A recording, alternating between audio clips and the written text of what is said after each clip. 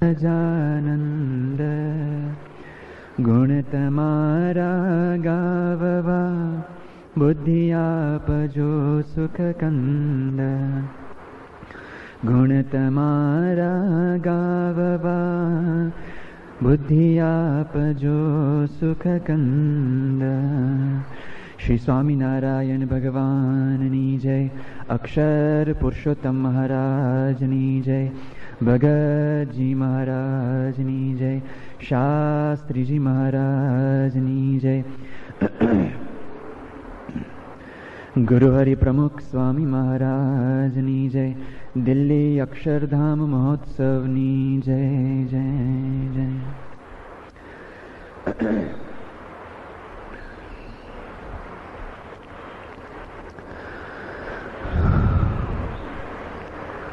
પૂર્ણમદ પૂર્ણમિદં પૂર્ણાત પૂર્ણમુદચ્યતે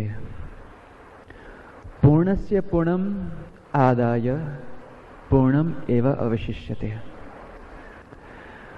ઉપનિષદનો પ્રારંભ હંમેશા શાંતિ પાઠથી થતો હોય છે.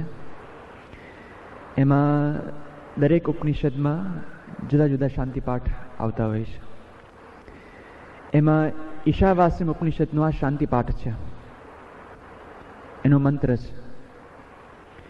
એમાં ભગવાનની સ્તુતિ કરવામાં આવી છે કે ભગવાન આપ કેવા છો? આપ પૂર્ણ છો. પૂર્ણમ અદા પૂર્ણમ ઇદમ પૂર્ણાત પૂર્ણમ ઉદચ્યતે. આ બધું જ તમારું પૂર્ણ છે. તમે પૂર્ણ છો. તમારામાંથી જે પણ કંઈ ઉત્પન્ન થાય છે એ પણ પૂર્ણ છે. અને પછી કહે છે પૂર્ણસ્ય પૂર્ણમ આદાય પૂર્ણમ એવ અવશિષ્યતે. પૂર્ણમાંથી આપણે જેટલું કંઈ કાઢીએ, જે કાઢીએ છીએ એ પણ પૂર્ણ છે, અને જેમાંથી કાઢ્યું છે એ પણ પૂર્ણ જ રહેશે, કારણ કે પૂર્ણ છે. એમ આવા પૂર્ણ ભગવાને જેને પૂર્ણપણે ધાર્યા છે એવા અક્ષરબ્રહ્મ સ્વામીશ્રી છે. એ પણ પોતે પરિપૂર્ણ છે. તો કદાચ એક બે પ્રસંગો રહી ગયા તો હું સ્વામીશ્રી તો પૂર્ણ જ છે. કદાચ એક જ પ્રસંગ કહેવાય, પણ પૂર્ણતા એ પ્રત્યેક બિંદુએ પૂર્ણ છે. એમ સ્વામીશ્રી એ પૂર્ણતાને તો કોઈ રીતે આપણે પાર પામી શકીએ એમ નથી, પણ યત્કિંચિત એ પૂર્ણતામાંથી આપણે જે પણ કંઈ ગ્રહણ કરીએ એ પણ આપણા માટે પૂર્ણ જ બને છે. છતાં પણ સ્વામીશ્રી તો પૂર્ણ ને પૂર્ણ જ રહે છે. એમ ગઈકાલે ઘણા બધા આપણે પ્રસંગો જોયા, ઘણા બધા પ્રસંગો રહી પણ ગયા, છતાં પણ આપને ખ્યાલ આવે છે કે સ્વામીશ્રી એવા કેવા પૂર્ણ પુરુષ છે. પ્રસંગો તો રહી ગયા, પણ એક પ્રાર્થના ખાસ રહી ગઈ. ભક્તોની ભાવના કેવી હોય છે જ્યારે સ્વામીશ્રીના આપણે આવા પ્રસંગો સાંભળીએ છીએ, હૃદય સ્પર્શી, હૃદય દ્રાવક પ્રસંગો મૂકતો, ત્યારે દરેક ભક્ત હૃદયના અંતરમાં એક જ પ્રાર્થના ગુંજે છે કે ઘણો જીવો હો જીવન આધાર. આપ અમારા જીવન આધાર છો. તો જેના આધારે આવો મોટો સમુદાય જીવી રહ્યો છે, યસ્મિન જીવંતી બહુવા સ બહુ જીવતી. આ વેદોની પ્રાર્થના છે કે જેના આધારે અનેક જીવે છે એ બહુ જીવો. એમ ઘણો જીવો જીવન આધાર નારાયણ સ્વરૂપ તમે. ઘણો જીવો જીવન આધાર નારાયણ કરીએ અર્પણ યા વરદાય મારી બધી.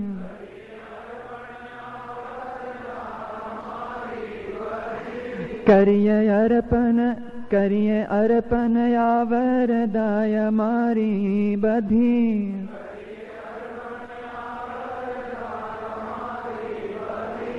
રહો અવિચલ અનંત કલ્પ સુધી.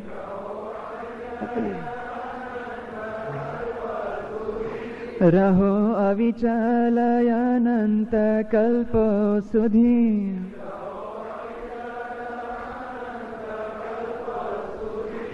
સુખ આપો સહુને અપાર, નારાયણ સ્વરૂપ તમે.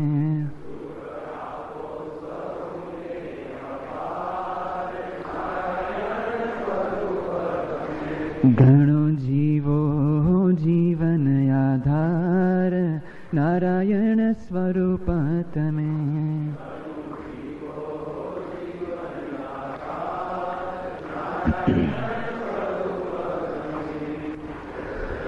ઘણો જીવો જીવન આધાર. દરેક ભક્તના અંતરમાં એક પ્રાર્થના હંમેશની માટે રહે છે કે સ્વામીશ્રી એ આપણા વચ્ચે દીર્ઘકાળ સુધી રહે અને આપને અનંત સુખ આપે. ભક્તોની કેવી ભાવના હોય છે, જેમ ભગવાને પણ પ્રાર્થના કરી, ક્યારેક ક્યારેક ભક્તો પણ પ્રાર્થના કરે ને કે સ્વામી તમારું દુઃખ અમને આપો. એક પ્રસંગ સાંભળેલો. 80ની સાલમાં જ્યારે બાબા પરદેશ હતા ત્યારે અચાનક નક્કી થયું કે બાપાને મોતેનું ઓપરેશન કરવામાં આવશે. હવે આ સમાજે જ્યારે અહીંયા ભારતમાં આવ્યા ત્યારે સ્વાભાવિક છે, બાપાની પહેલી બીમારી આવી હતી, પહેલું ઓપરેશન, એટલે ખડબડાટ સહેજે સહેજે મચી જાય. બધા હરિભક્તો એકદમ દિલ ઊંચા, જીવ ઊંચા થઈ ગયા. શું થશે, બાપાની પરિસ્થિતિ કેવી છે. નાનું સરખું પણ ઓપરેશન હોય તો પણ આપણે ચિંતિત થઈએ. જ્યારે સ્વામી બાપાના સમાચાર મળ્યા ત્યારે આપણે રામચંદ્રભાઈ બારોટ છે, અમદાવાદના આપણે બહુ પ્રેમી હરિભક્ત છે, બાપા સાથે બહુ જ પ્રેમથી જોડાયેલા છે. એમના જ મોઢે આ પ્રસંગ સાંભળેલો. પોતાને જ્યારે ખબર પડી કે સાંઈ બાપાની આંખે આવો ઝામર જામી ગયું છે અને હવે ઓપરેશન કરવાનો વારો આવ્યો છે, એમને જ્યારે આ સમાચાર મળ્યા મંદિરથી, એ તાત્કાલિક ઘરે જાય છે અને ઘરના બધા જ સભ્યોને ભેગા કરી અને એક રૂમમાં બેસાડે છે અને બધાને કહે છે કે જો કે બાપાની આંખની અત્યારે આવી પરિસ્થિતિ છે, બાપા તો સત્સંગનો જીવન આધાર છે, જીવન પ્રાણ છે, કે જો મારી આંખ જશે ને તો બહુમાં બહુ તમારી 4-5 જણને અસર થશે, પણ જો બાપાની આંખ જશે તો આખા સત્સંગ સમુદાયને ફટકો પડશે. માટે આપણે બધા ધૂન કરીએ કે મારી આંખ જાય ને સ્વામીની આંખ ટકી રહે. આવી પ્રાર્થના એમણે કરી અને અડધો કલાક 5 સભ્ય ઘરના બેસીને ધૂન કરીએ લોકોએ કે રામચંદ્ર કાકા કહે છે કે મારી આંખ જતી રહે પણ સ્વામી બાપાની આંખ એ રહે. પછી તો ભગવાને તો રક્ષા કરી જ. ભગવાન બાપાનું ઓપરેશન બહુ સારું પૂર્ણ થઈ ગયું, આપણી રિકવરી પણ સારી થઈ ગઈ. પણ બાપા જ્યારે મોતિયા ઓપરેશનમાંથી રિકવર થાય છે અને પહેલો પત્ર જે લખે છે, અંતર્યામી પણ આ સંક્રમણને પકડી પાડ્યો, એમને પત્ર લખ્યો સામેથી રામચંદ્રભાઈને. બાપા એમને તો કંઈ વાત કરી જ નથી, પણ બાપાએ વળતો પત્ર લખ્યો કે તમારી ભાવના બહુ સારી છે, ભગવાન રક્ષા કરી, હવે કંઈ વાંધો આવ્યો નથી, માટે તમે ચિંતા કરતા નહીં. રામચંદ્ર કાકા કહે છે કે બીજું તો કંઈ જ નહીં, આંખ તો ગઈ જ નહીં, નંબર ગયા મારા ચશ્મા, આંખમાં જે ચશ્મા નંબર હતા 2 નંબર એમના ઓછા થઈ ગયા. આવો સ્વામીશ્રીનો પ્રેમ અરસપરસ હરિભક્ત સાથેનો હોય છે. આ બહુ અનુકરણીય નથી, કદાચ ભગવાન ક્યારેક સંકલ્પ પૂરા પણ કરતા હોય છે, પણ દરેકની આપણી ભાવના હોય છે કે અમારી આવરદા તમે લઈ લો, પણ તમે અમારા વચ્ચે અનંત કલ્પ સુધી રહ્યો. આ ભક્તોની પ્રાર્થના છે. ગઈકાલે આપણે ઘણા બધા પ્રસંગો જોયા, હજી પણ ઘણા બધા પ્રસંગો જોવાના બાકી છે, પણ હવે આજકાલમાં આપણે માતાનો પ્રકરણ આપણે પૂરું કરશું, કારણ કે બીજા બધાને પણ ન્યાય આપણે આપવો પડે. તો હવે માતાના અંગમાં આપણે થોડુંક આગળ વધીશું. સર્વપ્રથમ આપણે સૌ હાથ જોડી સ્વામીશ્રીની મૂર્તિની સ્મૃતિ સાથે શ્લોક ગાન કરીએ. ત્વમેવ માતા ચ પિતા ત્વમેવ બંધુશ્ચ સખા ત્વમેવ વિદ્યા દ્રવિણમ ત્વમેવ સર્વં મમ દેવ દેવ. ગઈકાલે આપણે જોયું કે ટાણે કટાણે જોયા વગર પણ સ્વામીશ્રી બધા હરિભક્તોને સુખ આપતા હોય છે, આ લોકોને રાજી કરતા હોય છે. આપણે કડીના આધારે જોતા હતા. એક કડીનો એક બીજી કડીમાં પણ એવો જ એક ભાવ આવ્યો છે કે માતા છે એ ક્યારેય બાળકનો દોષ જોતી નથી. જે કડીમાં લખ્યું છે, બાળક હોય તે જેમ તેમ બોલે, બાળક હોય તે જેમ તેમ બોલે, લીએ કટાણે ખાવા રે.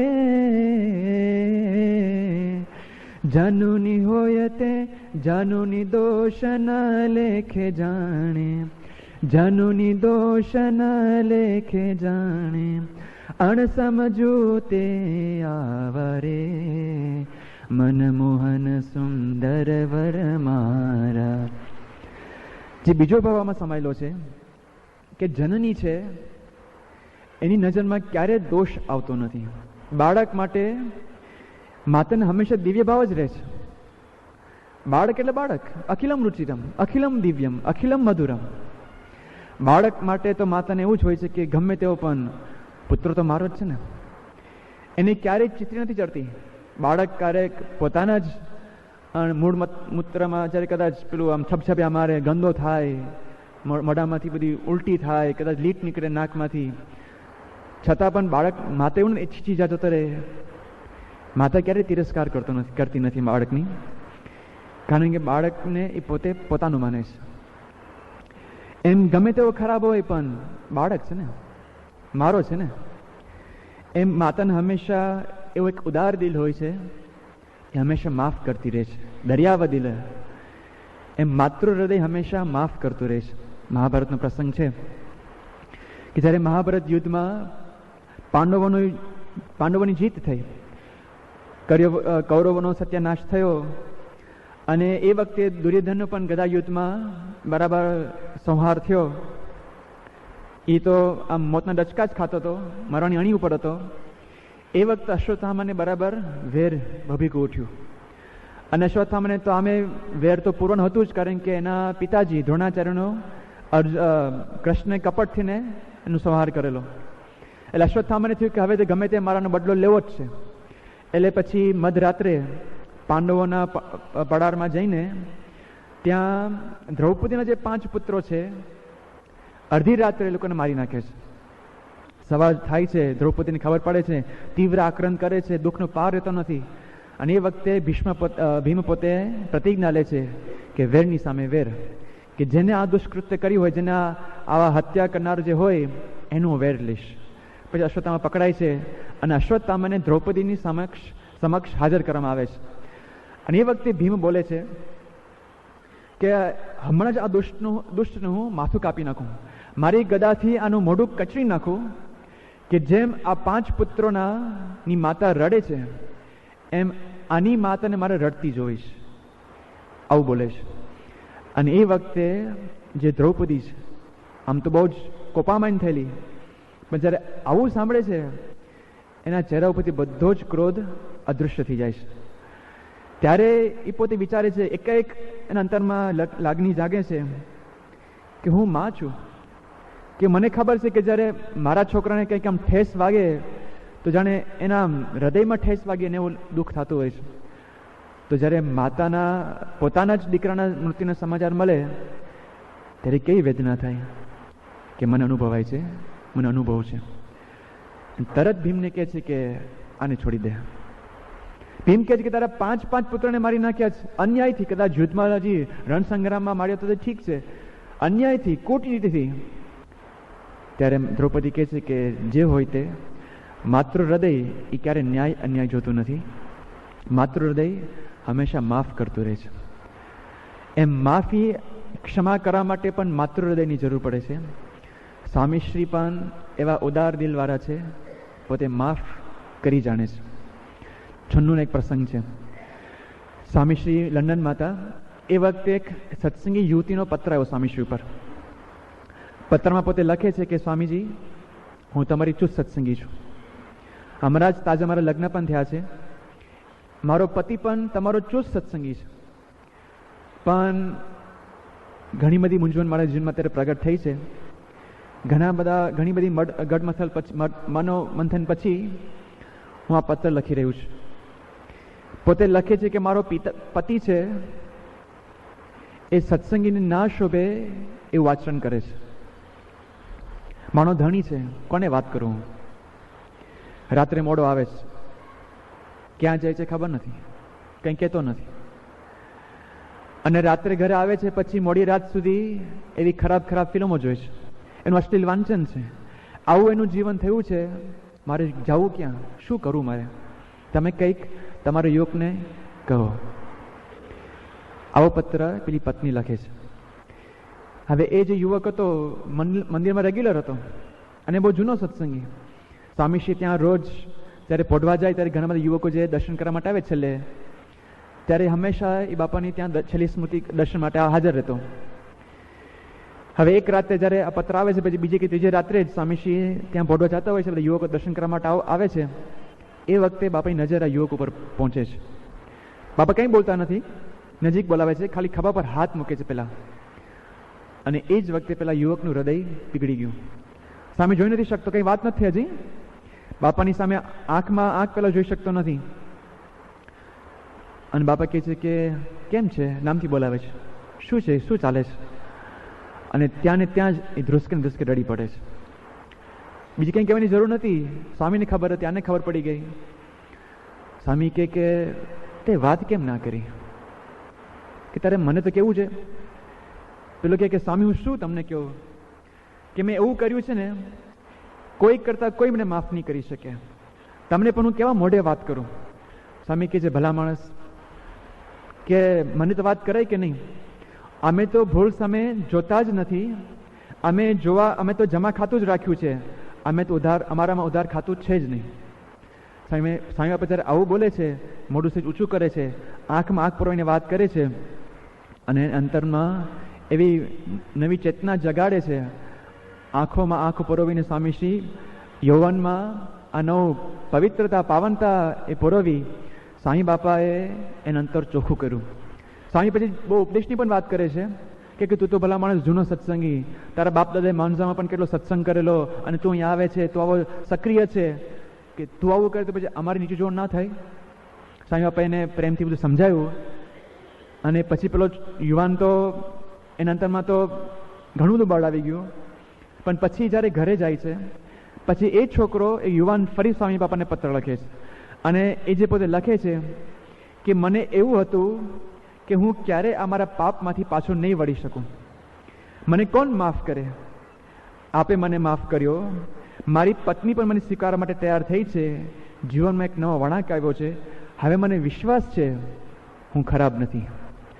સ્વામી બાપા કેટલી હદ સુધી માફ કરી શકે છે, કે પોતાને પણ અંતરમાં વિશ્વાસ જાગે કે ના, સ્વામી મને માફ કરી શક્યા છે, માટે મારામાં જે આશા છે હું કંઈ સુધરી શકું છું. સ્વામી બાપાની આ ક્ષમાની એક વિશેષતા છે. સામેવાળા વ્યક્તિને પણ અંતરમાં વિશ્વાસ જાગે કે હું પાપી નથી. હવે સ્વામી બાપાના પ્રસંગમાં તો એવા અવારનવાર પત્રો દ્વારા કે ફોન દ્વારા પણ પ્રસંગો બનતા હોય છે.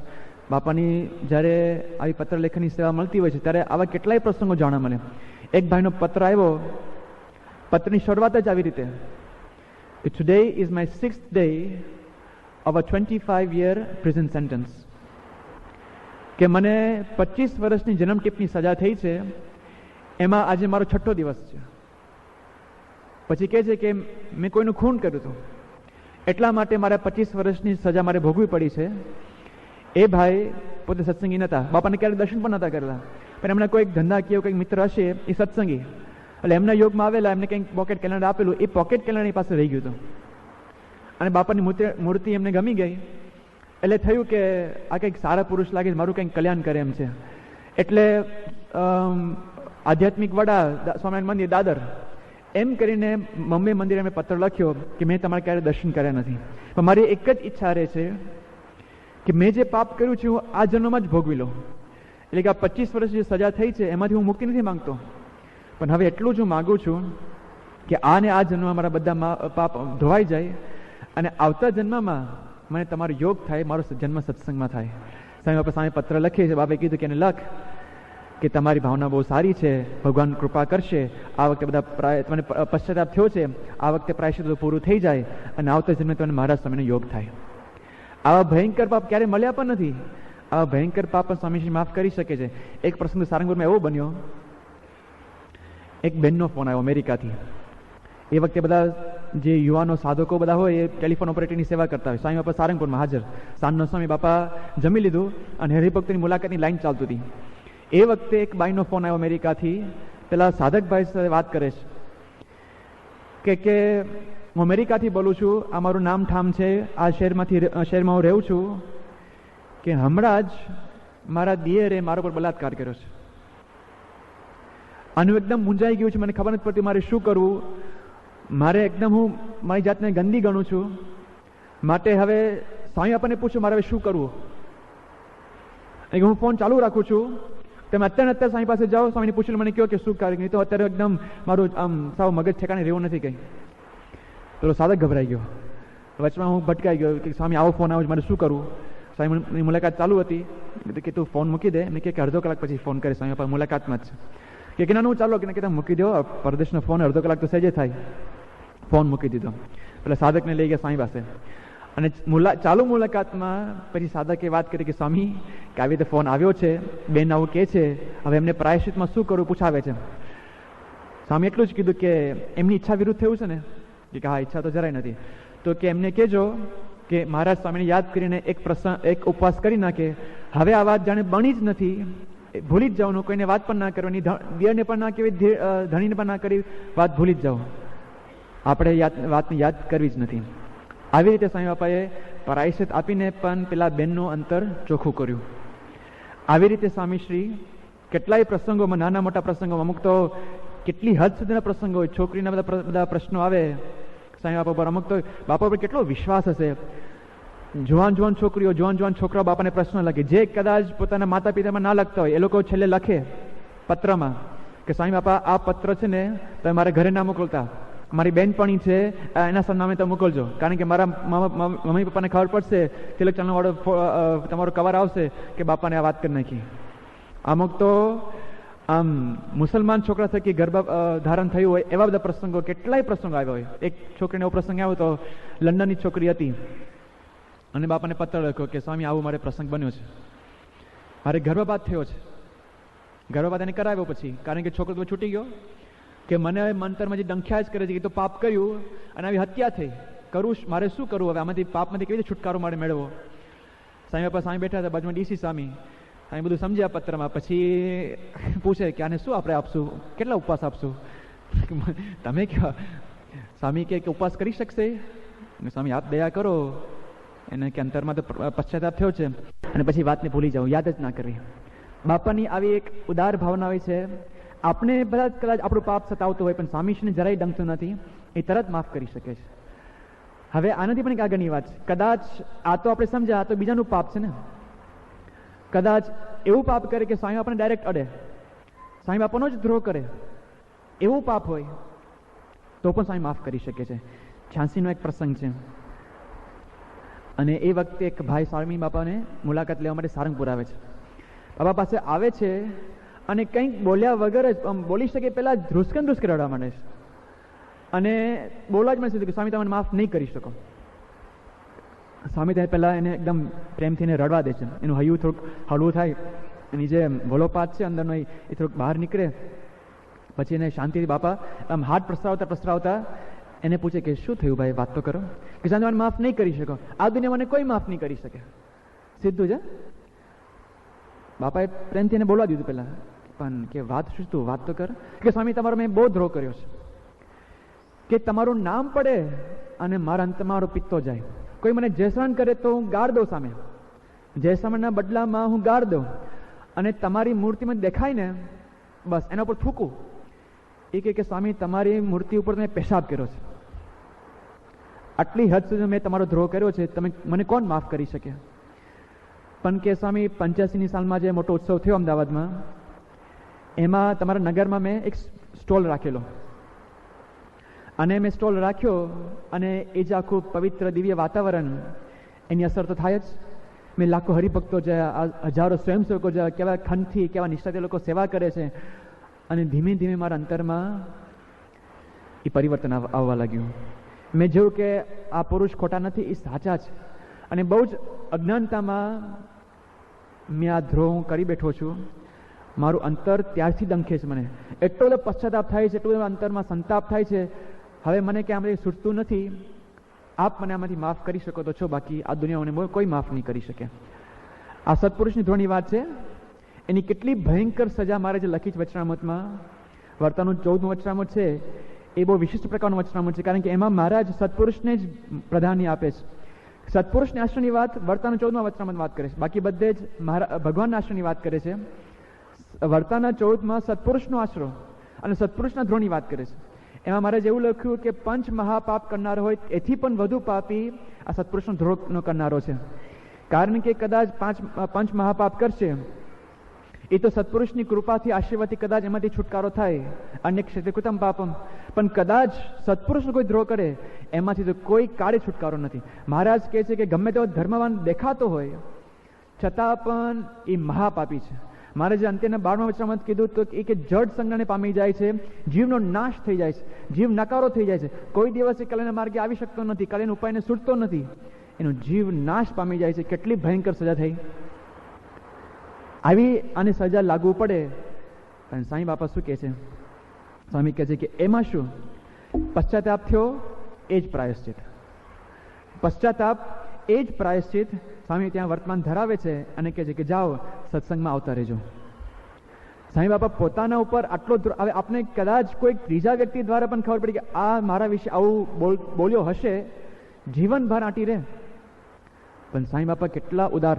આ તો ધ્રોની વાત થઈ, મારી નાખવા સુધીના પ્રયત્નો થયા સ્વામી બાપાને.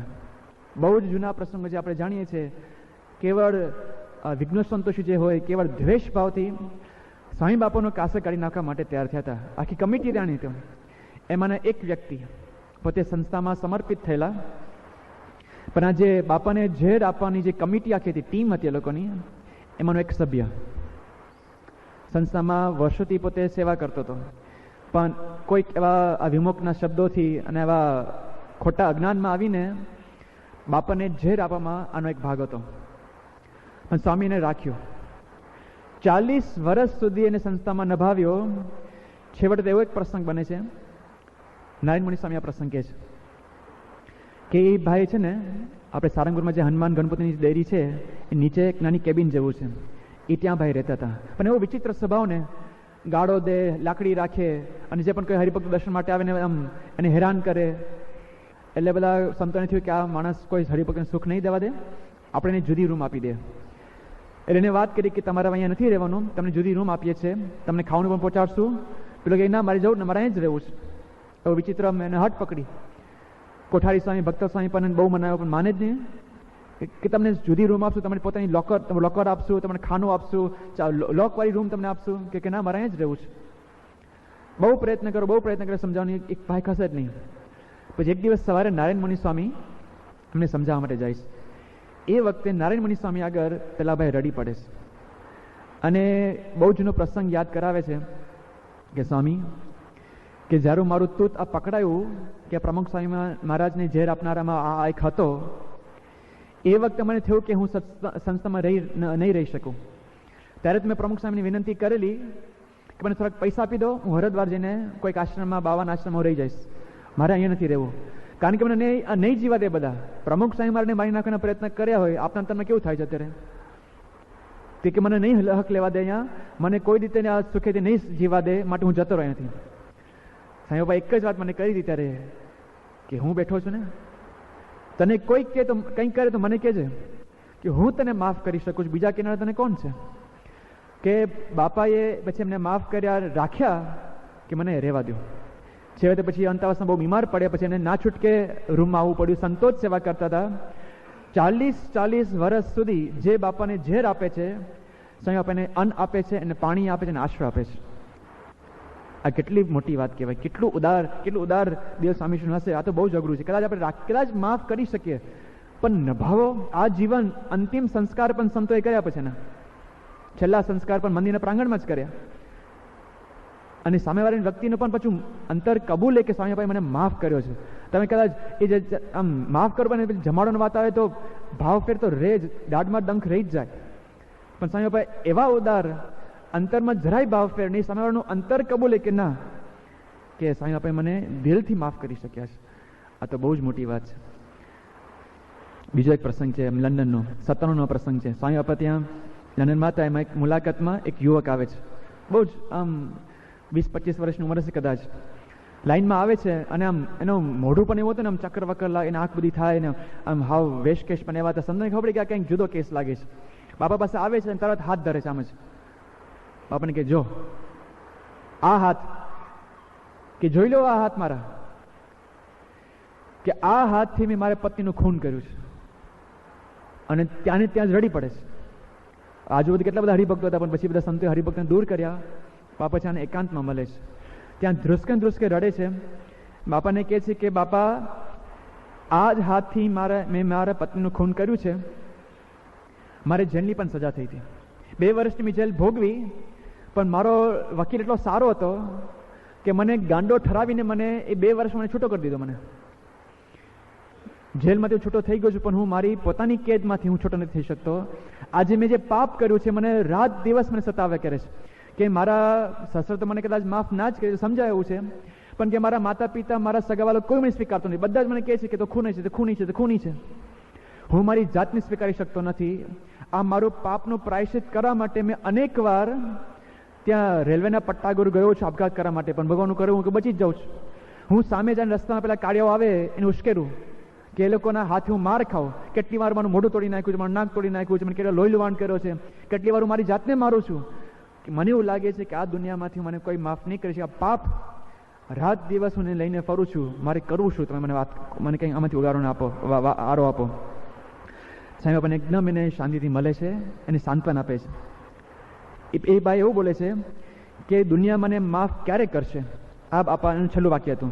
સાંઈ બાપાને હાથ એકદમ પ્રેમથી કોમળ સ્પર્શ કરીને વાત કરે છે કે દુનિયા છે જ એવી, કોઈ દિવસ કોઈને માફ નહીં કરી શકે. પણ ભગવાન એ સંત ઉદાર છે, તેને પશ્ચાતાપ થયો, તેને પશ્ચાતાપ થાય છે એટલે જ બહુ થઈ ગયું. ભાગ્યમાં તારા ભાગ્યમાં 2 જ વર્ષની જેલ હશે, એટલે એને તું પ્રાયશ્ચિત માની લેજે.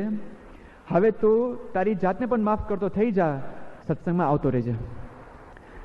બાપાએ કેવું અંતરને હળવું કરી નાખ્યું કે તને તારા ભાગ્યમાં 2 વર્ષની જેલ હતી, ચાલો તું માફ થઈ ગયો. હવે દુનિયા તો દુનિયાની અપેક્ષા નહીં રાખતો, દુનિયા મને માફ કરે એ છે જ એવી. તારો દોષ નહીં તો પણ એ તારા માથે કલંક લગાડશે, પણ ભગવાન એ સંત એ ઉદાર છે, એ તને માફ કરી શકે છે. આવી રીતે સ્વામી બાપાએ અનેક ભૂલો માફ કરી છે, ગંભીર ભૂલો માફ કરી છે. વારંવાર ભૂલ થતી હોય તો પણ માફ કરી શકે છે. 1-2 વાર કદાચ સમજ્યા, વારંવાર ભયંકર ભૂલ થતી હોય પછી માણસ તો કંટાળી જાય ને કે હવે આ છે જાઓ ને આને હવે કેટલી વાર કેવું. સ્વામી બાપાને એવું નથી. વારંવાર ભૂલ થતી હોય તો પણ સ્વામીશ્રી માફ કરી શકે છે. બીજા એક આપણે સત્સંગી હતા, એ પણ સંસ્થામાં પોતે સમર્પિત થયા હતા. સ્વામીશ્રીની આજ્ઞાથી પોતે કલકત્તામાં પોતે કાર્ય કરતા હતા. હવે એ ભાઈના જીવનમાં એવો પ્રસંગ આવી ગયો કે 2 મોટા વર્તમાનમાં એને મોટો ફેર પડ્યો, નિષ્કામી વર્તમાનમાં અને નિર્લોભી વર્તમાનમાં. એટલે પછી એમને તો એવો પ્રસંગ બન્યો, એવો વારો આવ્યો કે એમને સંસ્થા છોડીને જવું પડ્યું. જાતે ગયા તો કોઈ કાઢી નથી મૂક્યા, પણ સંસ્થામાંથી પૈસા ચોરીને પોતે જતા રહ્યા. એક તો મોટી ભૂલ તો થઈ જ હતી, પણ એ સિવાય પૈસા ચોરીને પોતે સત્સંગમાંથી જતા રહ્યા, ભાગી ગયા. પછી પશ્ચાતાપ તો ચાલુ જ હતો. બાપાને પત્ર પણ લખ્યો કે હું કમાઈને તમને પાછા પૈસા આપી દઈશ, પણ એ સત્સંગમાં બાપાની સમક્ષ આવે નહીં ક્યારે. 6-8 મહિના વીતી ગયા. બાપા અમદાવાદમાં હતા અને એ વખતે જૂનો ઉતારો, સ્વામી બાપા જૂના પેલા સભા મંડપમાંથી ઉતારા તરફ જઈ રહ્યા હતા. 2 બાજુ કોર્ડનમાં હરિભક્તોની ભીડ ભરાઈ હતી અને બરાબર વચ્ચોવચ્ચ આ ભાઈ હતા, દર્શન કરતા હતા. નજીક આવી ના શકે, કારણ કે હજી અંતરમાં પેલું જે પશ્ચાતાપ હોય ને એ નજીક ના આવી શક્યા. બાપાને દૂરથી ને પકડી પાડે છે, નજીક બોલાવે છે અને જે પ્રેમથી બાપા વાત કરે છે, બીજું કોઈ આગળ પાછળ રેફરન્સ નહીં. બધા અંતર તો એ લોકો મળી જ ગયા હતા, વાતો થઈ જ ગઈ હતી બધી અંતરથી. બાપા સીધી જ વાત કરે છે કે આ તે શું ભૂલ કરી છે કે આવા અનંત ગુનાઓ માફ કરી શકો એમ છું, માટે સત્સંગમાં આવતો રહેજે, શુદ્ધ ભાવે સત્સંગ કરજે, કપડ રાખતો નહીં, જરાય ચિંતા કરતો નહીં. બાપા કે આવી તો શું, આવી તો અનંત ગુનાઓ માફ કરી શકો એમ છું. સાંઈ બાપાની આવી ઉદાર ભાવના છે, વારંવાર માફ કરી શકે છે, ભયંકર ભૂલો માફ કરી શકે છે. આ માત્ર હૃદય છે. એક નાની વાર્તા સાંભળેલી. એક કવિ પોતાનો એક સ્વાનુભવ લખે છે કે એકવાર પોતે ટ્રેનમાં જતા હતા અને ડબ્બો આખો ખાલી, એવામાં એક સાવ લગર બગર માણસ, યુવાન, 27-28 વર્ષની ઉંમર, દાઢી વધી ગઈ હતી, વાળ પણ સાવ એવા રફ થઈ ગયા હતા, કપડાં પણ સાવ મેલા ગયેલા, ગંદા. તો એ ટ્રેનના ડબ્બામાં દાખલ થાય છે અને આમ થોડુંક આગુ પાછું જોઈ છે અને કે હું જ્યાં બારી આગળ બેઠો હતો ત્યાં ઊભો રહી જાય મારી સામે અને કહે છે કે વડીલ મને અહીંયા બેસવા દે ને. મન થયું કે આ કેવો છે, આખો ડબ્બો ખાલી છે અને અહીંયા જઈને બેસવાનું મન થાય છે. પેલો કહે છે કે આખો ડબ્બો ખાઈને ગમે ત્યાં બેસો, બીજી પણ ઘણી બધી બારી આગળની સીટ છે, ત્યાં બેસો. પેલો કહે છે કે નહીં સાહેબ, મારે અહીંયા જ બેસવું પડશે. પણ કેમ અહીંયા જ બેસવું પડશે? પછી પેલા યુવાને પોતાની કહાની કીધી આખી કે વાત એમ છે કે આજે હું 10 વર્ષની જેલની સજામાંથી મુક્ત થાઉં છું. એ 10 વર્ષ દરમિયાન એક પણ વાર મારા માતા પિતા મને મળવા આવ્યા નથી, એક પણ કાગળ નથી લખ્યો, એક પણ ચિઠ્ઠી નથી લખી. પણ હું જ્યારે અહીંયા મને ખબર પડી કે મારી સજા પૂરી થાય છે, એના મહિના એક પહેલાં મેં એક પત્ર લખ્યો ઘરે, માતા પિતાને લખ્યો પત્ર. એમાં મેં જણાવ્યું કે તમે એકવાર મને મળવા નથી આવ્યા, હું સમજી શકું એમ છું. તમે તો કદાચ ગામડામાં રહેતા હું, આ તો શહેરમાં મોટું જેલમાં મારે જવાનું થયું, દૂર પડે અને સ્વાભાવિક છે તમને મારી રીતે ગામમાં પણ ઘણું નીચું જોવાનું થયું છે. મારી તમને ઘણું દુઃખ મેં તમને લાગ્યું હશે, ઘણું મેં તમારા હૃદયને મેં ઠેસ પણ પહોંચાડી છે, એટલે તમે કદાચ મને મળવા ના હો એ સમજી શકું છું. તમે તો અભણ છો, લખતા પણ આવડતું નથી, ખેતીવાડી કરો છો, એટલે કે તમે પત્ર પણ ના લખો કે લખાવડાવો એ પણ હું સમજું છું. પણ હવે હું આમાંથી છૂટવાનો છું. મારે હવે એટલું જ જાણવું છે કે મારે ઘરે આવવું કે નહીં. પણ હવે હું કદાચ ઘરે આવું અને તમે મારો અસ્વીકાર કરો તો એ મારથી નહીં સહન થાય. અને હું કદાચ આવું અને તમે મારું પાછું મોઢું જો, તમને પણ પછી બધી જે જૂની જે લાગણીઓ પાછી ઉભરી આવે એ તમને પણ તમારી સહન ના થાય, મારાથી પણ સહન ના થાય. એના માટે આપણે એક કામ કરીએ કે હું જે ટ્રેનમાં બેસવાનો છું ઘરે આવતા માટે, એ ટ્રેન છે ને આપણે ખેતરમાંથી જ પસાર થાય છે. અને આપણા ખેતરમાં એક એપલ ટ્રી છે, એક સફરજનનું વૃક્ષ છે, એ બરાબર રેલવે ટ્રેકને અડીને જ આવે છે. માટે હું શું કરીશ, હું ટ્રેનમાં એવી જગ્યાએ બેસીશ કે સફરનું ઝાડ મને બરાબર દેખાય. તમારે જો મારો સ્વીકાર કરવો હોય તો એ સફરજનના ઝાડ ઉપર ખાલી એક તમે સફેદ ધજા લટકાવજો, એટલું સમજી જઈશ કે તમે માફ કર્યો છે, હું ઘરે આવીશ. અને જો સફેદ ધજા નહીં હોય તો સમજી લઈશ, તમારે કંઈ દુઃખ કરવાની પણ જરૂર નથી. ટ્રેન મને જ્યાં લઈ જાય, મારું કિસ્મત મને જ્યાં લઈ જાય ત્યાં પહોંચીશ, મારી રીતે જીવન કાઢી નાખીશ. મારી આ છેલ્લી વિનંતી છે. આવો પત્ર પેલો યુવાન કહે છે મારા માતા પિતાને મેં ઘરે મોકલ્યો, આજે હું ઘરે જઈ રહ્યો છું. આ સીટ એવી છે કે ત્યાંથી જ મને બારીમાંથી મારો ઘરનો જે ખેતર છે એમાં જે એપલ ટ્રી છે મને દેખાશે. મને મહેરબાની કરીને બેસવા દો. પેલો કવિ હૃદય ઊભો થઈ જાય છે, ત્યાં બેસાડે છે. જેમ જેમ ખેતર નજીક આવતું જાય છે, પેલું ભાઈનું મન એકદમ વિવર થઈ જાય છે, હૃદય આમ ઊંચું નીચું થાય છે. હમણાં ખેતર આવશે, પેલું ધજા હશે કે નહીં, હોય કે નહીં, હશે કે નહીં, હશે કે નહીં, એમ કરતાં કરતાં ને એટલું બધું આમ ચક્કર વક્કર થાય છે ને કંઈ મનમાં સૂચતું નથી. પછી અચાનક ઊભો થઈ જાય છે અને પેલા કવિને પકડીને જે ત્યાં બેસાડી દે છે કે બસ તમે હવે અહીંયા બેસો. પેલું કે મને ઊભો કરીને મને તું બેસો હતો અને મને પાછું બેસાડી ત્યાં કે જો મારું મન એકદમ આમ ચકડોળે ભમી ગયું છે, મને કંઈ છૂટતું નથી, મારું મન એટલું અત્યારે અસ્થિર છે, કદાચ હું વૃક્ષ પેલું જોઉં અને ધજા ના હોય ને મારા મનમાં મેં કપડી લીધી હોય તો, અને કદાચ હોય છતાં મને મારા ચિત્ત ભ્રમના લીધે મને ના દેખાય તો, મને હું કંઈક સ્થિર નથી, મને તું બેસ, તું જ રાહ જો અને તું જોઈ કે ત્યાં ધજા છે કે નહીં.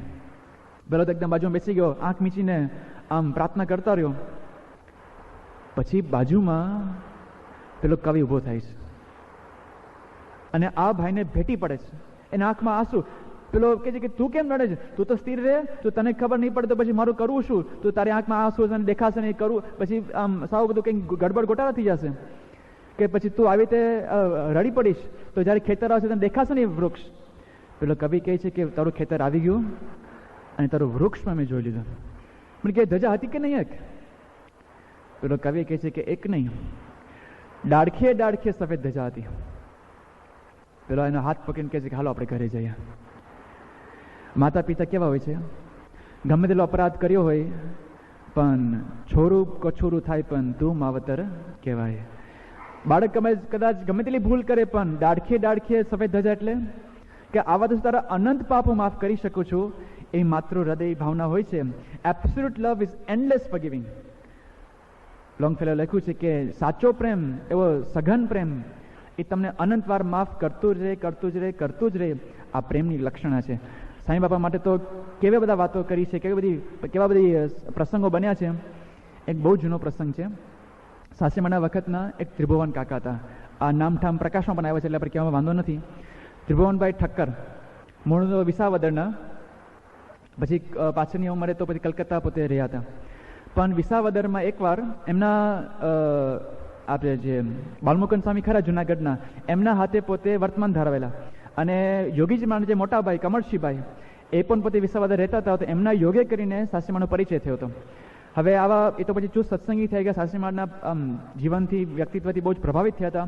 સાસરીમાં જ્યારે જ્યારે નિરૂપણ કરે ત્યારે પોતે વચન વાંચતા સાથે આવા પોતે ચુસ્ત સત્સંગી બન્યા. એકવાર શાસ્ત્રી મહારાજ, યોગીજી મહારાજ, નિર્ગુણ સ્વામી અને સ્વામી બાપા એ વખતે નવા સવા સાધુ વિસાવદર આવે છે. અને એ વખતે આ ત્રિભુવન કાકા શાસ્ત્રીમાને પૂછે છે કે શાસ્ત્રીમાં તમે આવા મોટા મોટા મંદિરો કરો છો, પણ તમે ને હું તારે કોણ સાચવશે આ બધું? શાસ્ત્રીમાં એકદમ ભાવમાં આવી ગયા, ગાદી પછાડી અને કહે છે કે ત્રિભુવનદા, કે આ મહારાજ અને સ્વામીની ગાદી છે, એ ક્યારેય ખાલી નહીં પડે. પછી શાસ્ત્રીમાં જ કહે છે કે જો આ યોગી છે કે આ પછી સુકાન સંભાળશે, બધાને હેતપ્રીતથી હરિભક્તોના લાડકોડ પૂરા કરશે અને સત્સંગ વધારશે. પછી બાપા અંગુલી નિર્દેશ કરીને સ્વામી પાસે દ્રષ્ટિ કરે છે કે પછી આ નારંદા છે કે એ સત્સંગ સંભાળશે અને દેશ પરદેશ સત્સંગ વધારશે. એવું શાસ્ત્રી મહારાજ ત્રિભુવન કાકાને કહે છે. ત્રિભુવન કાકા તો એકદમ રાજી થઈ જાય છે. પછી તો શાસ્ત્રી મહારાજ અંતર્ધાન થાય છે અને યોગી બાપા એકદમ જોડાઈ જાય છે. યોગી બાપા બધા હરિભક્તોને લાડકોડ પૂરા કરે છે. એકવાર ત્રિભુવન કાકા યોગી બાપાને પૂછે છે કે બાપા તમે એટલું હેત કરો છો ને કે તમારા પછી આવું કોણ હેત કરશે? એ વખતે યોગી બાપાને એ જ વાત કરી કે છે ને પ્રમુખ સ્વામી, એ સત્સંગ વધારશે, તમારે એમાં હેત રાખો. આવું યોગી બાપા ત્રિભુવન કાકાને કહે છે. પછી યોગી બાપા પણ ધામમાં જાય છે. પણ એ વખતે એવા સંજોગો સર્જાય છે કે આ ત્રિભુવન કાકાના કાનમાં વિમુખના શબ્દો પડે છે. અને એ વખતે એકદમ મૂંઝાઈ ગયા હોય છે પોતે કે યોગી બાપા ગયા એટલે પછી ખલાસ, આમાં કંઈ બીજા કોઈ યોગી બાપાની જગ્યા પૂરી જ નહીં શકે એવું એમના મનમાં રહ્યા કરતું હતું. અને પછી આ વિમુખના સોબત થઈ, વિમુખ સાથે આવન જવાન શરૂ થઈ વધારે. એટલે વિમુખને બધી મીઠી મીઠી વાતો હોય એમાં લેવાઈ ગયા. સ્વામી બાપાના ધ્રોમાં પોતે પડી ગયા. એટલો બધો સખત ધ્રોહ કર્યો. પણ પછી તો સત્યમેવ જયતે, સત્ય વાત તો બહાર આવે જ. આ ભાઈ પ્રામાણિક હતા, ભાવિક હતા. એટલે થયું કે આ વાત ખોટી છે, કે બહુ મોટી ભૂલ મેં હું કરી બેઠો છું. આ વિમુખના પાશમાં આવી ગયો, એની માયાજાળમાં, મીઠી મીઠી વાતોમાં. એમની અંત અવસ્થામાં પછી પ્રાર્થના કરે છે કે આમાંથી કંઈ મને છુટકારો થાય તો સારું. હવે એ જ અર્થમાં પછી બીમાર પડે છે અને માંદગી એકદમ ગંભીર સ્વરૂપ ધારણ કરે છે. અંત અવસ્થા જેવું થઈ ગયું. કલકત્તામાં રહેતા હતા એ વખતે આપણે બે સત્સંગી યુવકો, પ્રવીણ શેઠ અને વસંતભાઈ શેઠ, એ લોકો બેને થયું કે આ જૂના પર હરિભક્ત કહેવાય, સત્સંગ ત્યાં કલકત્તામાં મૂળ પાયામાં ત્રિભુવન કાકા. એટલે આ બે હરિભક્તોને થયું કે આપણે એમને જઈએ, મળીએ છેલ્લી અવસ્થામાં અને બાપાની થોડીક મહિમાની વાતો કરે, એમની અંતકાળ સુધરી જાય. એમને મળવા જાય છે. એ તો બિચારા પથારી વશ હતા અને બાપાના મહિમાની વાત કરે છે.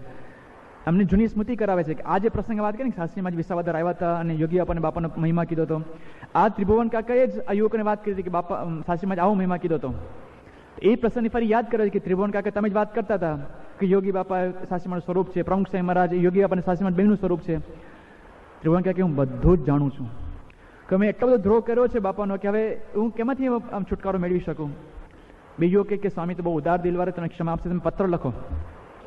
એ ભાઈની પત્ર લખવાની પણ પરિસ્થિતિ નહીં. એટલે નાની સરખી ચિઠ્ઠી બધા ડિક્ટેટ કરે છે કે તમે લખો મારા વતી. લખવામાં એટલું જ એમને લખાવ્યું કે દનવત સહિત જય સ્વામિનારાયણ, કે મારા જે પણ કંઈ અપરાધ હોય એને ભૂલીને મને અંગીકાર કરો, હું તમારો છું. આ 3 લીટીની ચિઠ્ઠી બાપાને મોકલી. બાપાએ વળતો જવાબ લખ્યો. સાંઈ બાપા શું લખે છે? બાપા લખે છે કે ત્રિભુવનદાસ, તમારો પ્રેમ ભાવ ભરેલો પત્ર વાંચીને અમારી આંખમાં જળજળિયા આવી ગયા. અમારા મનમાં તમારા પ્રત્યે જરાય ઓછો ભાવ થયો નથી. યોગી બાપાને તમારા ઉપર જેવું હેત હતું તેવું જ હેત અમારે તમારા ઉપર છે. પછી સાંભળો, અમને તો એટલું જ યાદ છે કે તમે સારંગપુરમાં શાસ્ત્રી મહારાજ પાસે વચનામૃત વાંચતા અને સ્વામી નિરૂપણ કરતા. એ ઇદમ સાંભળે છે, મહારાજ સ્વામી શાસ્ત્રી મહારાજ યોગીમાં દયા કરશે, તમને અક્ષરમાં બેસાડી સુખ્યા કરશે. સ્વામી બાપા કઈ હદે માફ કરી શકે છે? બાપા કહે છે એ તો અમને યાદ જ નથી, અમને તો એટલું જ યાદ છે કે તમે સારંગપુરમાં આવતા અને શાસ્ત્રીમાં આગળ વચનામૃત વાંચતા. બાપા આ માફ કરી શકે છે કારણ કે એમને યાદ જ નથી. નારાયણ સ્વામી પોતે કહે છે કે જ્યારે બાપા સાથે યુવકમાં ફરતા હતા ત્યારે બાપાને પછી એ બહુ મોટી ભૂલ કંઈક થઈ ગઈ હતી એમને વખતે. ત્યારે એટલે ગમત બાપાને એ વર્ષો પછી યાદ કરાવે છે, બાપા તમને યાદ છે અમે તમે યુવકમાં ફરતા ત્યારે આવી ભૂલ થઈ ગઈ. બાપા કે અમે કંઈ યાદ રાખતા જ નથી, કઈ વસ્તુ અમે કંઈ યાદ રાખતા જ નથી. સત્પુરુષ પાસે હંમેશા જમા ખાતું જ હોય છે. આવું બાપાનું એક સ્વાભાવિક એમના મનમાં રહે છે કે એમના મનમાં હવે યાદ જ ના હોય તો to forgive and to forget. Forget છે ને બહુ અઘરું છે. કદાચ માફ આપણે કરી શકીએ કોઈને, પણ 70 વાર યાદ કરાવે કે જો મેં તને માફ કરી દીધો છે એટલે મારે તો યાદ કરવાનું હોય જ નહીં, પણ તું ખાલી મનમાં યાદ રાખજે. હવે તે માફ કરીને યાદ શું કામ કરાવે છે? કદાચ માફ કરી શકાય, ભૂલી પણ જવાય, પણ યાદ જ ના રાખવું. સ્વામી કે અમને કંઈ યાદ આવતું જ નથી, એ નજરમાં નથી આવતો દોષ. આ તો કેટલી આગળની ભૂમિકા છે. સાંઈ બાપાને આવું કંઈક આવા દોષ આપણે દેખાતા જ નથી. હવે આ ક્યારે દોષ નજરમાં ના આવે, ક્યારે માફ આપણે કરી શકીએ? કદાચ આપણે જેવા હોય ને, આપણામાં આપણું પોતાનું અંતર આપણે તપાસે, આપણે ખ્યાલ છે કે આપણા રોજબરોજના પ્રસંગોમાં કેવું થાય છે, બોલી જવાય, જોવાઈ જવાય, ખવાઈ જવાય, ના કરવાનું થઈ જાય. તો સામેવાળો કોઈ વ્યક્તિ હોય એવું કંઈક ભૂલ કરી બેસે તો આપણે કે ચાલો હવે હશે, હવે માણસ છે ને. આ એવું પણ નથી થતું, એવું પણ નથી થઈ શકતું. આપણી ભૂલ આપણે જાણતા હોય છે છતાં તું કેમ આવું કરી બેસે? સ્વામી આપણે ઘણી વાર વાત કરી કે આ તો હોસ્પિટલ છે, કોઈકને પેટ દુખતું હોય, કોઈને માથું દુખતું હોય, કોઈને ડાયાબિટીસ હોય, કોઈને કોલેસ્ટ્રોલ, કોઈને બ્લડ પ્રેશર હોય, છતાં પણ આપણે મારું પેટ દુખે તારું માથું કેમ દુખે છે? બસ હું ક્રોધી, તું લોભ કેમ કરે છે? ના, તારે લોભ થાય જ નહીં, હું ભલે ક્રોધ કરું. આપણે આપણા જેવા સરખા સાથે પણ આમ તો માફીનો પ્રશ્ન નથી, બધા સરખા જ છે આપણે, છતાં પણ આપણે ઉદાર દિલે કોઈને માફ નથી કરી શકતા. સામે જો સ્વામી તો પરિપૂર્ણ છે, એમનામાં તો લેશ માત્ર કાંઈ દોષ નથી, સ્વભાવ નથી, પ્રકૃતિ નથી, છતાં પણ માફ કરી શકે છે. આ તો કેટલી હદની વાત થઈ ગઈ. બોચાસનમાં સર્વમંગલ સ્વામી બાપાને વાત કરે છે. સ્વામીને કહે છે કે સ્વામી આપ તો એવા સારા અને ઊંચા આદેશો આપો છો, છતાં પણ અમે વર્તી નથી શકતા, ત્યારે આપને ખરખરો નથી રહેતો? સ્વામી આવા પરફેક્ટ છે, આવી આપણી એમની અપેક્ષા છે કે આપણે આવા બનાવવા છે, છતાં પણ આપણે સાવ આવા રહ્યા છે. બાપાને એવો ખેદ નથી થતો? બાપા કે ખરખરામાં કંઈ મેળ પડે એમ છે? જીવ એ જીવ ભગવાનને માર્ગે આવ્યા છે. શ્રીજી મહારાજ પણ મોટી ઉદાર દ્રષ્ટિ રાખતા એમ કરતા કરતા ભ્રમરૂપ થઈ જવાશે, જોગમાં આવ્યા છે, એ જ મોટી વાત છે. સાંઈ બાપાને સંબંધો મહિમા છે કે તમે ગમે તેવા હો પણ યોગમાં આવ્યા છો ને સુધરી શકશો. તમે સત્સંગમાં આવો છો, મારા સ્વામીની નિષ્ઠા છે, તમને ધીમે ધીમે પણ ભ્રમરૂપ કરવા છે. પોતે આવા પરફેક્ટ છે, છતાં પણ આપણા પ્રત્યે કેવી એમની ઉદાર ભાવના છે. દિવ્ય સન્નિધિ પર્વ જ્યાં સાંકરીમાં ઉજવાયો 2000ની સાલમાં, એ વખતે બહુ સુંદર પ્રશ્ન બાપાને પૂછવામાં આવ્યો. બાપાને કહે છે કે બાપા આપ તો સાક્ષાત ભગવાનનું સ્વરૂપ છો, એટલે અમે તો તમારામાં દિવ્ય ભાવ રાખીએ છીએ, તમારા પ્રત્યે અમને દિવ્ય દ્રષ્ટિ છે, પણ અમે તો જીવ છે, અમારા અંતરમાં તો દોષો છે, સ્વભાવો છે, વાસના છે. અમે તમારા પ્રત્યે દિવ્ય ભાવ રાખીએ છીએ, તમને દિવ્યતાની દ્રષ્ટિથી તમે જોઈએ છે, પણ તમે જ્યારે અમને જુઓ છો ત્યારે તમે અમારા પ્રત્યે કેવી દ્રષ્ટિથી જોતા હો છો? ત્યારે બાપા બહુ સુંદર વાત કરે છે. બાપા કહે છે કે મોટા પુરુષ દોષ સામે જોતા જ નથી, જીવ સામે જ જુએ છે. દોષ સામે જુએ તો કે મેળ પડે એમ છે. પછી બાબા પેલો પ્રસંગ કહે છે કે મહારાજ ત્યાં પીરસવા નીકળ્યા ગણત્યાન સ્વામી સાથે, અને જ્યારે પીરસવા નીકળ્યા તો પેલો કે આ તો પેલો લોભી છે ને પથ્થર ઉલાડી દીધું, કે આ તો કામી છે, આ તો પથ્થર ઉલાડી દીધું, આ ક્રોભી છે, આ કપટથી છે, આ લંપટ છે. એમ કરતા કરતા એક પથ્થર મહારાજ ઉલાડતા ગયા. સ્વામી કહે છે કે મહારાજ આપણે બે જ આમાં પૂર્ણ છે, બાકી બધા તો દોષ ભરેલા જ છે. એમ મહારાજ સ્વામી કહે છે કે દોષ સામે જોઈએ તો કોઈ મેળ પડે એમ છે? માતા બેન કપડાં પહેરતા હોય તો આંખ મીચી દે છે, નજર ફેરવી લે છે, સામું જોતા નથી. એમ સત્પુરુષ અને ભગવાન પણ મોઢું ફેરવી લે છે. પછી કહે છે કે યોગી બાપા ઘડા પાણી આપતા, એટલે કે વ્યસન મુક્તિ કરવા માટે, છતાં પણ એવો ને એવો જ ઉત્સાહ, ક્યારેય તિરસ્કાર નહીં. પછી દ્રષ્ટાંત આપે છે, સાધુને ડૉક્ટરને એવું થાય કે આ બીમાર કેમ છે, કેમ સાજો નથી, તો દર્દી ક્યારેય સાજો થાય?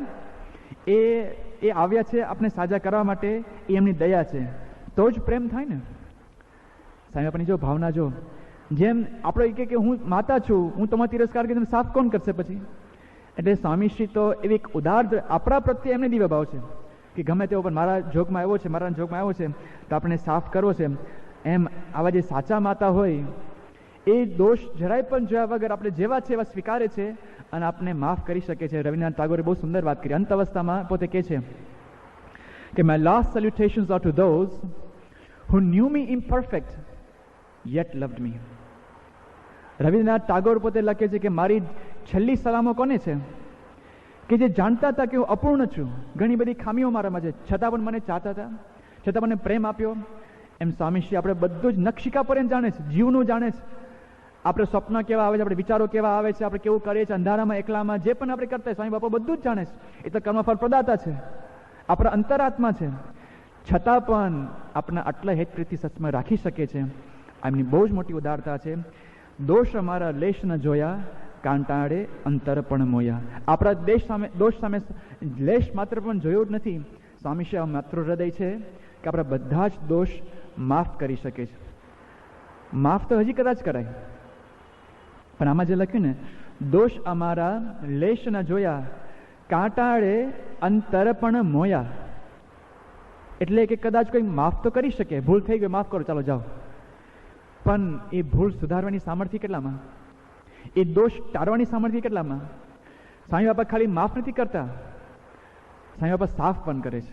બોલું બાળક હોય એના જ પેશાબમાં, એના જ વિસ્તારમાં પોતે છપછપ, એને તો મજા આવે, પણ માતા ચલાવી લે, એને ઉપાડી લે છે, એને ઉપાડીને સદ્ધે જ પેલું પાછળનું ખેંચી અને રિવર્સ ગિયરમાં સીધા નળ નીચે અને તરત એને સાફ કરે છે કે બેટા તું ગંદો છે, પણ મને ગંદો આવું ગમતું નથી, તને સાફ કરીને તને તૈયાર કરું. એમ માતા માફ કરે છે અને સાફ પણ કરે છે. એમ સ્વામીશ્રી આપણા દોષ સામે જોતા નથી, આપણા દોષ પછી સાફ કરે છે, આપણો દોષ ટાળી શકે છે. એવા તો કેટલાય પ્રસંગો છે. આમ એની ગાથાઓ ગાઈ શકે એમ છે કે સ્વામી બાપાના સંપર્કમાં આવ્યા પહેલાં કેવા બધા હતા, પણ સ્વામી બાપાના સંપર્કમાં આવ્યા પછી કેવા શુદ્ધ અને પવિત્ર જીવન જીવતા થઈ ગયા. આખીની તો આમ પરંપરા ચાલે એમ છે, પણ સ્વામી બાપાએ જેમ માતા પોતાના બાળકને જેમ શુદ્ધ રાખે, ચોખ્ખો કરે, એમ સ્વામી બાપાએ આખા સત્સંગ સમુદાયને ચોખ્ખા કર્યા છે. ખાલી એક નમૂના રૂપે, કારણ કે ઘણા બધા પ્રસંગો તો બાકી રહી જ જવાના છે, તો આપણે સ્વીકારી લેવાનું છે. હવે કાલે આપણેનો અંત લાવવાનો છે, એટલે ખાલી એક પ્રસંગ આપણે જોઈ લઈએ કે સ્વામી બાપાએ કેટલી હદે એક પોતાનો આશ્રિતને શુદ્ધ કરવા માટે, સાફ કરવા માટે પ્રયત્નશીલ હોય છે. એક અમદાવાદનો યુવક હતો, મૂળ મુંબઈનો, પણ અમદાવાદમાં એએમસીમાં એટલે કે અમદાવાદ મ્યુનિસિપલ કોર્પોરેશનમાં પોતે નોકરી કરતો હતો. એને એક મેન્ડરેક્સનું વ્યસન લાગી પડી ગયું, એટલે કે ડ્રગ્સનું. હવે એની માતાને ખબર પડી, સ્વામી બાપા ત્યાં બોમ્બે હતા, અને એના માતાએ બાપાને પત્ર લખ્યો કે મારા છોકરાને આવું ભયંકર વ્યસન લાગુ પડી ગયું છે, તમે એને બચાવો. બાપાને પત્ર લખે છે કે તું તાત્કાલિક મને મળવા આવો બોમ્બે. પેલો હતો તો આમ સત્સંગી, આમ સત્સંગમાં જોડાયેલો, એટલે પછી બાપાના આજ્ઞાથી ત્યાં પોતે બોમ્બે જાય છે. બાપાને બહુ વાત કરે છે, ખૂબ અને બળની વાત કરે છે, પાણી લેવડાવે છે, પણ ડ્રગ્સનું વ્યસન તો ત્યાં નિયમ લે છે, પાછું ચાલુ જ એનું વ્યસન. બાપાએ કેટલી વાર મુકાવ્યું હશે, છતાં પણ ચાલુ. એકવાર બાપા સારંગપુર આવ્યા, આ તો ઘણા બધા વચ્ચે મહિના વીતી ગયા. બાપા સારંગપુર આવે છે, એને સારંગપુર બોલાવે છે. બાપા શું કરાવે છે? એનું વ્યસન, ડ્રગ્સનું વ્યસન હતું, ભયંકર વ્યસન કહેવાય. બાપા એને એક રૂમમાં પૂરી રાખે છે. આપણી જે સંગીત શાળા છે ત્યાં રૂમમાં પૂરી રાખે છે. સંતોને પણ સ્ટ્રિક્ટ સૂચના આપી દીધી કે તમે આને ક્યારે બહાર આવવા ના દેવો. એનું જમવાનું પણ રૂમમાં આવે, છાપું પણ જાય, ચા પણ કંઈ હોય એને રૂમમાં જાય. બીજું કોઈ બહારના જગ સાથે સંપર્ક નહીં. ખાલી એક વાર સવારે બાપા જ્યારે દેડીએ દર્શન કરવા માટે જાય સ્મૃતિ મંદિરે, ત્યારે બાપા સાથે બાપા દર્શન કરે ઠાકોરજીના સ્મૃતિ મંદિર પાછું રૂમમાં. આવી ભયંકર બાપાએ સામી સજા આપી. પછી તો ત્યાં ડ્રગ્સનું વ્યસન છૂટી ગયું, પણ સિગરેટ ને તમાકુનું વ્યસન ચાલુ થઈ ગયું, કારણ કે કંઈક તો અવેજીમાં જોઈએ ને. સ્વામી બાપા પછી પાછા અમદાવાદ આવે છે, અને બાપા ત્યાં ફરી ખૂબ વાત કરે છે, ફરીને પાણી આપે છે કે તું આ છોડી દે, આ પાપ છે, આ પેઠું છે, તારા દેહમાં નુકસાન. હમણાં જતા હોય છે ત્યાં ઠાકોરજીને દર્શન કરતા હોય ત્યારે પેલો છોકરો એ સામેથી આવે છે, અને બાપાની દ્રષ્ટિ છેલ્લા એના પર પડે એવી એક પ્રયત્ન કરે, બાપાને પગે લાગે છે. સ્વામી સામે જોતા જ નથી, ઉપેક્ષા કરે છે. બાબા ત્રણેય ખંડમાં દર્શન કરી લે છે, પછી પાછળ પેલા જે ગુરુ દેરીઓ છે ત્યાં દર્શન કરે, ત્યાં પણ ઉભો રહે છે. બાપા ત્યાં પણ જોતા નથી. છેલ્લા જે યોગી પણ દર્શન કરવા આવે છે ત્યારે સામે આવીને ઉભો રહી જાય. સ્વામી શું કહે છે? જ્યાં જોતો રહે તારું મોઢું મારી નથી જોવું. બાપા આવી ઉપેક્ષા કરે છે, કારણ કે માતાએ આવું ક્યારેક કરવું પડે ને, ક્યારેક કડવેરા કાથ પણ આપવા પડે. નિષ્કામ સ્વામી લખે છે, જેમ જનની ને હેત છે, સદા સૂતને સાથ, સદા સૂતને સાથ.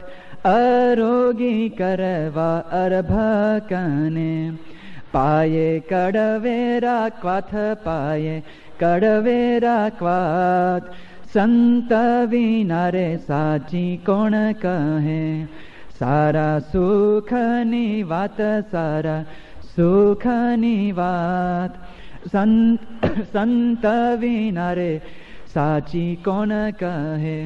એમ માતા હોય પોતાના બાળકને રોગ લાગુ પડે કંઈક બીમાર પડ્યો હોય તો એને તો પોતાના પુત્ર પર હેત તો છે જ. અરોગી કરવા અર્ભકને, અર્ભક એટલે પુત્ર દીકરો, અરોગી કરવા માટે પાયે કડવેરા ક્વાથ. એટલે સ્વામીશ્રી પણ ક્યારેક એવું માતૃત્વ પોતે બજાવી જાણે છે, ક્યારેક ઠપકો પણ આપે આવી રીતે કે જ્યાં જતે તારા મોઢુંમાં નથી જોવું. અને એમ કહીને પેલા અંતરમાં એટલી બધી આમ આટલો બધો શોક લાગે છે, આઘાત લાગે છે. અને ત્યારથી જે નિયમ લે છે ત્યાર પછી બધા જ પાપ ધોવાઈ જાય છે. ક્યારે પણ ડ્રગ્સનું કે પેલું સિગરેટ કે તમાકુનું વ્યસન નથી કરતા. બાપાએ આને શુદ્ધ કરવા માટે 2 વર્ષ મહેનત કરેલી. જે પહેલી વાર જેને માતે પત્ર લખેલો અને પહેલી વાર બોમ્બે મળવા આવેલા, ત્યાર પછી વચ્ચે કેટલી વાર પાણી અપાયું, સારંગપુર આવ્યા, અમદાવાદ આવે છે. 2 વર્ષથી સ્વામીશ્રી પ્રયત્ન કરે છે. ત્યારે આ માતાનો પ્રેમ એવો છે કે એને શુદ્ધ થાય છે. સ્વામી આપણને બીજો એક નાનો પ્રસંગ છે. બાપા એક શહેરમાં અવારનવાર જતા હતા. એ વખતે તો મંદિર ને, હવે તો બહુ મોટું ભવ્ય મંદિર થઈ ગયું, પણ એ મંદિર થયું પહેલાં એક જ હરિભક્તોનું ત્યાં ઘર હતું. ત્યાં સદગુરુ સંતો અને બધા ડૉક્ટર સાહેબ, મહંત સાહેબ, બાપા પણ ત્યાં જ ઉતરતા. એક જે હરિભક્તોનું ઘર હતું, બાપા ત્યાં 7 દિવસ રોકાયા હતા એકવાર. 7 દિવસ. હવે એ જે મૂળ જે માલિક હતા અને યોગી બાપાના ચુસ્ત નિષ્ઠાવાન હરિભક્ત, સાસ્યમાના વખતથી પેલા આફ્રિકામાં થોડુંક રહ્યા હતા. હવે એમને સિગરેટનું વ્યસન. 7 દિવસ સુધી સ્વામીશ્રી એક શબ્દ બોલતા નથી, જાણે કંઈક છે જ નહીં, જાણતા નથી એવી રીતે. અને જ્યારે નીકળવાનો વાળો આવે છે, બાપા નીકળે છે, વિદાય લે છે અને ગાડી તૈયાર છે, સ્વામીશ્રી ભાગ પેઢી છે, બધા વિદાયની તૈયારીમાં બધા હાજર પણ થઈ ગયા છે. અને એ વખતે પેલા ભાઈનો હાથ પકડે છે છેલ્લી ઘડીએ. ઘનશ્યામ બાપા ઘણી વાર વાત કરે છે કે પ્રમુખ સાહેબનું કામ એવું હોય ને, 59મી સેકન્ડે શરૂ થાય અને 60મી સેકન્ડ પહેલાં પૂરું થાય. બાપાનું કામ એવું, છેલ્લી ઘડી જ કામ ઉપાડે. અને બાપા એક કેસ ને છેલ્લી સેકન્ડ જ ઉપાડ્યો. બાપા ગાડીમાં બેસવા જતા હતા અને કાંડું પકડ્યું. બાપા કે શેઠ, મારે યોગી બાપાને જવાબ આપવો પડશે ને. યોગી બાપાએ તમારો હાથ મને સોંપ્યો છે, માટે આજથી પાપ ગયું. બાપાએ ત્યાં એવી પ્રેમ, આ 2 જ વાક્યની જરૂર હતી. છેલ્લે જે ઘા કર્યો ને, આમ મરમાં ભેદક ઘા, પેલા ભાઈનું અંતર આમ ઓગળી ગયું ત્યાં કે સ્વામી આજથી પાપ ગયું. આવી રીતે સ્વામીશ્રી ક્યારેક કડક થઈને, ક્યારેક આવા લાગણીશીલ થઈને પણ લોકોના હરિભક્તોના પાપ એ સાફ કરી શકે છે. આ સાચો માત્ર પ્રેમ છે. પુત્ર પ્રેમ અને પુત્ર મોહમાં આ બહુ સૂક્ષ્મ ભેદ છે, પણ મોટો તફાવત છે. આમ તો ગાંધારીને દુર્યોધન ઉપર પુત્ર પ્રેમ હતો, ધૃતરાષ્ટ્રને પુત્ર મોહ હતો. એટલા માટે ગાંધારી હંમેશા દુર્યોધનને કહેતી કે આ શકુની છે, મારો ભાઈ છે, એ જ તને બગાડે છે. તારો મામા ભલે હોય, મારો ભાઈ ભલે, તને છોડી દે, તને ત્યાગ કરી દે. પણ શકુનીના પાશમાં આવી ગયો અને મોહબતમાં આવી ગયો તો દુર્યોધન છોડી શકતો નથી. અંતકાળ સુધી જ્યારે એને દુર્યોધનની માં એની કહેતી જ રહે છે કે તું પાંડવ સાથે મન મેળ કરી લે, એમાં જ આપણું હિત સમાયેલું છે, નિત્યમાં બહુ જ અનિષ્ટ થવાના છે. દુર્યોધન માનતો જ નથી. છેલ્લે જ્યારે યુદ્ધ નિશ્ચિત થાય છે, કુરુક્ષેત્રમાં યુદ્ધનો એ પ્રાંગણમાં રણ સંગ્રામમાં જાય છે, એ વખતે દુર્યોધનને થાય છે કે છેલ્લે હું માતાના આશીર્વાદ લઈને જાઉં, કારણ કે મારે માતા તો સત્યનિષ્ઠ છે, પોતે સત્યવ્રત ધારીણી છે, એના આશીર્વાદ મળશે તો હું અજય થઈ શકીશ. માતા પાસે આવે છે, છેલ્લે કહે છે કે માતા, મને જૈન આશીર્વાદ આપો, હું યુદ્ધમાં જાઉં છું, મને જૈન આશીર્વાદ આપો. ગાંધારી શું કહે છે આશીર્વાદમાં કે યતો જયસ યતો ધર્મ તતસ જય. આશીર્વાદમાં આટલું જ આપે છે. વ્યાસજી નોંધે છે કે 18 દિવસ યુદ્ધ થયું. દરરોજ સવારે દુર્યોધન માતા પાસે આવે છે, આશીર્વાદ માંગે છે. 18 દિવસ ગાંધારી આ જ આશીર્વાદ આપે છે કે યતો ધર્મ તત જય. તારે જય જોઈએ છે, ધર્મનું પાલન કર. ગાંધારી ક્યારેય પુત્ર મોહમાં પડ્યા નથી. પુત્ર પ્રેમ સાચો પ્રેમ છે, માતૃ પ્રેમ. એ ક્યારેય બાળકને સ્વચ્છંદી નથી બનાવતો. એ તો ધર્મ નીતિના શાસનમાં એને રાખે છે. પુત્ર મોહ એટલે ધૃતરાષ્ટ્ર જેમ ફાવે એમને સ્વચ્છંદી બનાવે. સ્વામીશ્રી મોહ નથી કરતા. આપણે સાચાત્મા પ્રેમ, અને પ્રેમ પણ કદાચ કટુ વચન પણ કેવું પડે, પણ એટલી હદ નહીં કે માણસો સામેવાળાનું દિલ એ તૂટી જાય. આ શીખવા જેવું છે.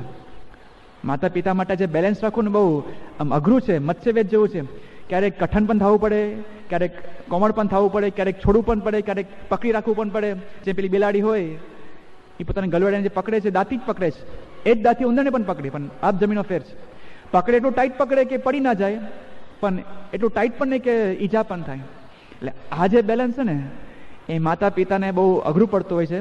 અમુક વાર અંદર વેચી લેતા હોય છે, ક્યારેક કોઈ કડક હોય, ક્યારેક કોઈ કોમળ હોય, અંદર બાજુ પરસ્પરસ હોય. સ્વાભાવિક પ્રકૃતિ એવી અમુક હોય છે કે જે દીકરી હોય ને પિતા સાથે વધારે પ્રેમ હોય, એટલે એના માટે પછી માતા કડક થાય, અને દીકરો એના માટે માં વધારે એને નજીક હોય એટલે એના માટે પછી પિતા કડક થાય. પણ અંદર અંદર આવું જે બેલેન્સ રાખવું, સ્વામી બાપા તો આપણા માટે બે જ છે. સ્વામી બાપા બહુ આ સરસ આવું પોતે બેલેન્સ જાણી રાખે છે. માતા માફ કરે છે, સાફ કરે છે, પણ પછી છોકરાને નાગો રાખે છે. બગાડી હોય કપડાં કાઢીને સાફ કરે, પણ પછી એમને એમ ના રાખે.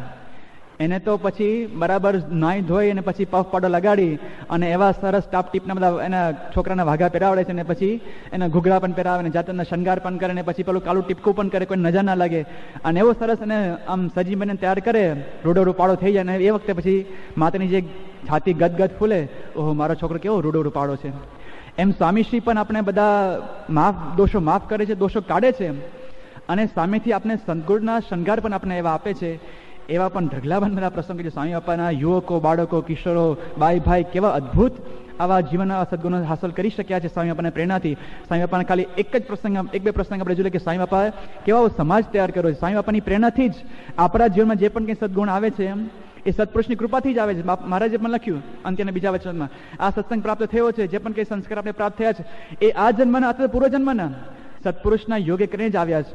સ્વામી બાપાને એકવાર બ્રહ્મયારી સ્વામીએ પત્ર પત્ર દોર્યો. ચિત્રાત્મક આખો પત્ર હતો. આખા ચિત્રના સ્વરૂપમાં બાપાને એક સંદેશો મોકલ્યો અને બાપાને વિનંતી કરી કે હવે આ પત્રનો જવાબ તમારે પણ ચિત્રાત્મક કરવાનો છે, એટલે કે ચિત્ર દોરીને તમારે પત્ર લખવાનો છે. બાપાએ સામે વળતો પત્ર લખ્યો કે અમને તો કંઈ દોડતા આવડતું નથી, પણ અમારે એક હરિભક્ત છે એ મારું ચિત્ર છે, એને તું જોઈ લેજે. આપણે એક જે બેઠા છે ને સ્વામી બાપાનું એમ માસ્ટરપીસ છે. આપણે જે પેલો કાર્ટુનિસ્ટ હોય ને, કાર્ટુનિસ્ટ તમે જો ને છાપામાં લક્ષ્મણ ને બધાને, એમાં કોઈ રંગ ના હોય, કોઈ શેડ ના હોય, કશું નહીં, પણ એવું આબોહેબ આમ દોને આમ લાગે કે આ મનમોહન સિંહ જ છે, કે આ નરેન્દ્ર મોદી જ છે, આ બુશ જ છે, આમ સાવ સામે. અને કાર્ટુનિસ્ટની આમ રેખા કરે ને, રેખાચિત્ર કરે ત્યારે એની ખૂબી હોય છે, ખાલી આમ આવું ખાલી રેખા કરે ને આખા માણસ હાવભાવ ફરી જાય. હસતો હોય તો પછી આમ એકદમ ગભરાતો થઈ જાય, અથવા તો ભયભીત થઈ જાય, વિસ્મય આવી જાય, સ્મિત આવી જાય, ખાલી એક નાના સરખા આમ રેખાથી. અને સાંઈ બાપાનું જીવન એવું અદ્ભુત છે, સાંઈ બાપાને એવું પ્રેરણાદાયી છે જીવન. ખાલી આપણા જીવનમાં એક ખાલી આમ રેખા આમ કરી નાખે ને, આપણે જીવન આખા હાવભાવ ફરી જાય. સાંઈ બાપાના આવા ચમત્કારી બધા કેટલાય સત્સંગીઓ છે, સંતો પણ એવા જ છે. સંતોની કથા કરતા પણ આમ પાર આવે એમ નથી. સાંઈ બાપા સારંગપુરમાં હતા અને એ વખતે કેલા લાવેલા, બહુ વર્ષો પહેલા સ્વામીનો પ્રસંગ છે, 96 પહેલાનો. બાપા ત્યાં જૂના અવતારામાં જતા અને રાત્રે બાપા ભોડવા જતા હતા. એ વખતે રૂમ નાની, એટલે બાપાના હોલમાં ભોજન કક્ષમાં બધા સંતો બેઠા હતા. અને એ દિવસે સવારે બપોરે પેલા કેલા લાવેલા, બહુ પ્રસિદ્ધ આપણા જાદુગર. અને એ વખતે બાપાની મુલાકાત લે છે. પછી રાત્રે જયારે ભોડવા જાય ને ત્યારે સંત સ્વરૂપ સ્વામી બાપાને કહે છે, બાપા તમને કંઈ જાદુ કરતા આવડે? બાપા કે અમને એવું કંઈ ના આવડે. બાપા એ સંત સ્વરૂપ સ્વામી જીદ પકડી છે, બાપા કંઈક કરો ને, આમ કંઈક ગાતું બધું ખંખેરો ને. બાપા ગાતુરી ખંખેરે છે આમ કહીને કે બાપા કે જો અમે ગાતુરી ખંખેર્યું અને આ બધા સંતો બહાર આવી ગયા. જો બાપાના ખાલી એક લટકાથી, એક દ્રષ્ટિ માત્રથી આ સંતો બધા જોડાયેલા છે. આવા ગુણીઓ સમાજ સ્વામી બાપાએ ઉભો કર્યો છે. એવા બધા સદગુણના શણગાર તો આજે એ સંત સમાજ, એ હરિભક્તોનો સમાજ, એ યુવાનો, બાળકો, કિશોરો આજે વિશ્વનું શણગાર બની શકે એવા ગુણિયાલ સ્વામી બાપાએ તૈયાર કર્યા છે. એવા તો કેટલાય પ્રસંગો છે, એ ક્યારેક કંઈક મેળાવે ત્યારે જોશું. હવે આ સિવાય તો હવે કાલે છેલ્લું જે અંગ છે માતાનું એ આપણે કાલે જોશું. ત્યાર પછી આપણે માતાના પ્રકરણને વિરામ આપશું. શ્રી સ્વામિનારાયણ ભગવાનની જય.